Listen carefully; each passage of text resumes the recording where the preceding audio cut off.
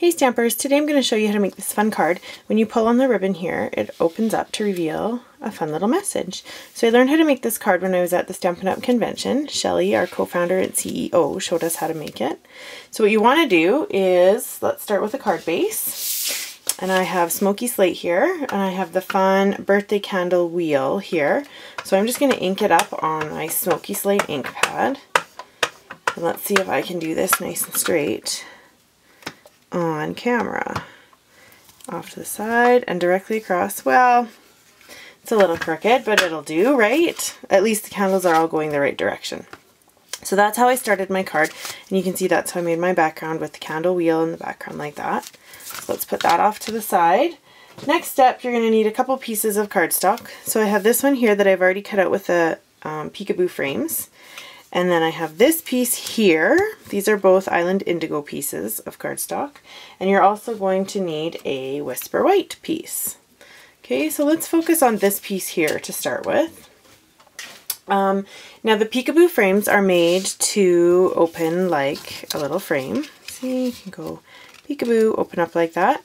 For our purposes though, we want it to open just a little bit differently. We want it to pull open like this, and we need this crease down the middle right here to do that. So I'm going to pull in my paper cutter, like so, and hopefully you guys will be able to see this.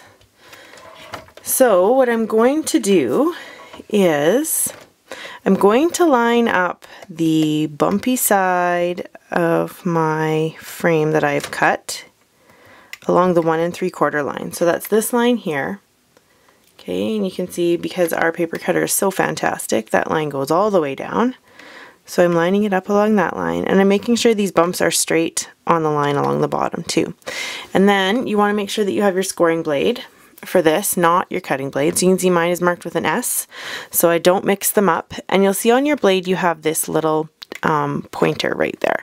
So you want to line up the little pointer with this cut line here.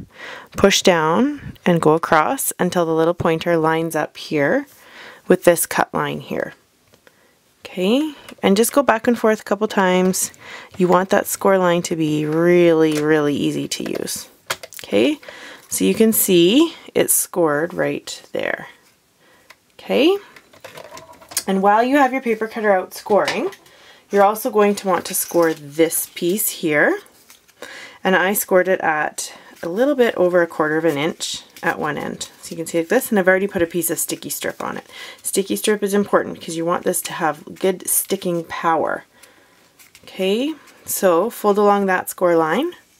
And then on this, you're going to want to fold along the score line that the die puts in for you right here, like that.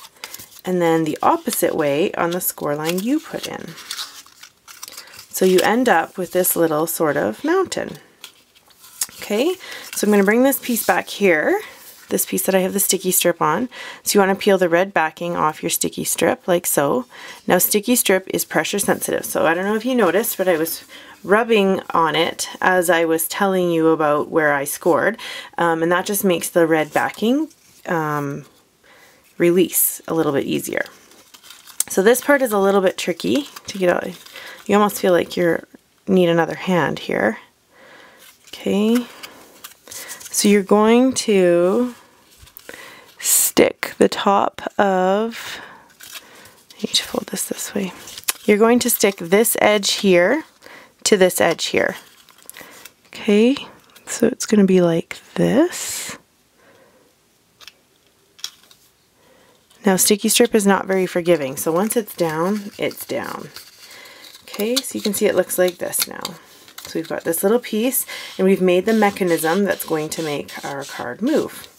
Now there's a little notch here that the die cuts out, and once you put your sticky strip on, it is sticky on there still. So to make it a little pretty and cover that sticky part up, we're going to use a little bit of washi tape. And this is the Epic Day washi tape from the This and That product line. And I'm just using the gray.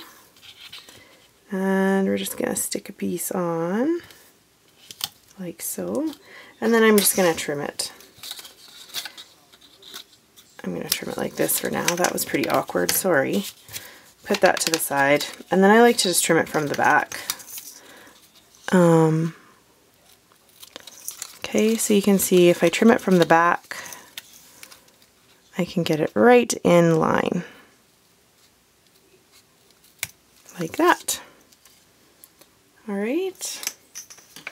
So we've got our little piece here, and it's looking really cute already, like so.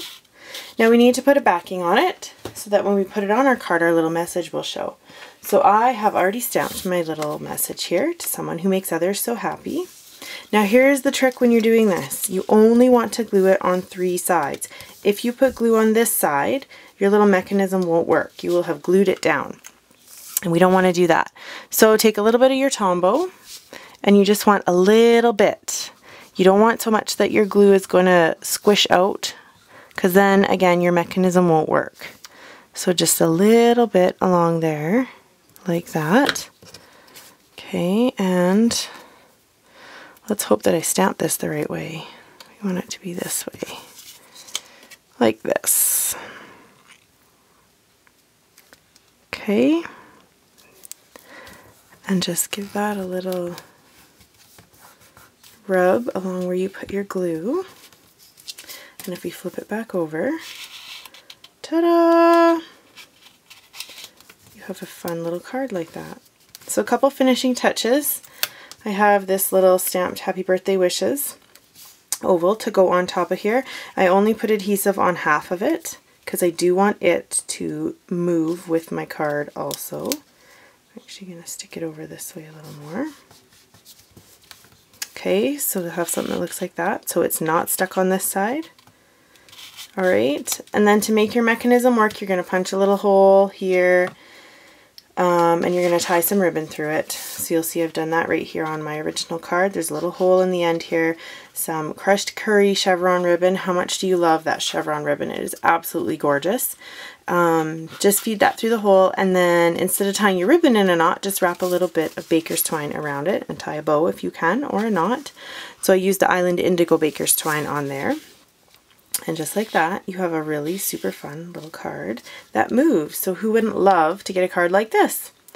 Hope you enjoy this card. Have fun making it, and see you soon.